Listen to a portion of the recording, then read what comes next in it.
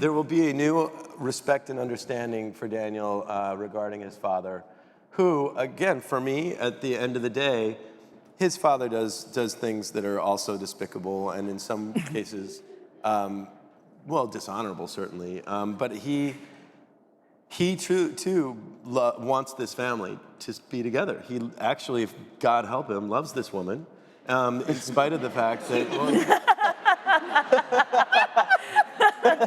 how could you not? But I think that's what makes it interesting, and he loves his kids, and he loves Charlotte, one of my favorite scenes, and it could have played so poorly in the hands of a lesser actor, but really when he tells Charlotte that her father is David Clark, and that you have me always, and he's I don't know, he does these terrible things, but he really cares, and you love this girl even though she's no longer your flesh and blood, and bravo.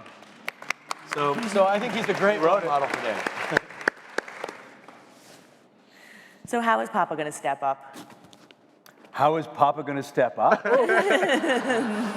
Nobody would be there if it wasn't for him in the first place. Step up.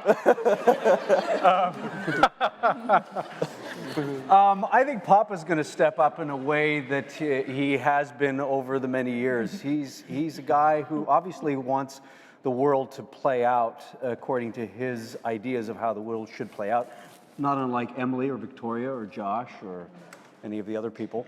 And as complex as his world becomes because of the empire that he feels he's built up, I think on some level he thrives on the manipulation that requires, and at the same time he longs for the day that will no longer be in his world, the need to keep this thing together. So it's a thrill to pick up an episode that you haven't read so far and read through how this being who feels he should leave every room, making everyone feel that he is the most powerful, most trustworthy, and the person to invest in, to see how the writers have put roadblocks in his way to get there is thrilling.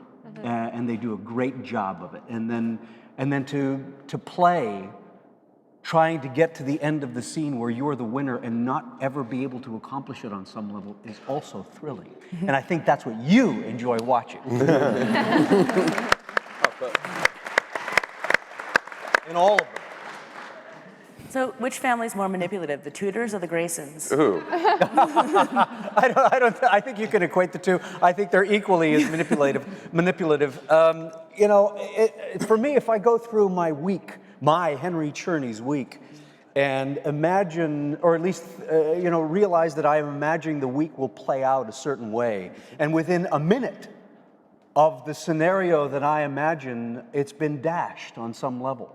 So, like these characters that Mike and his team were penning so beautifully and so complexly, they have ideas about how things will play out, Emily especially, and yet there is a constant reminder from the universe around you that you are one part, you are a passenger in this thing.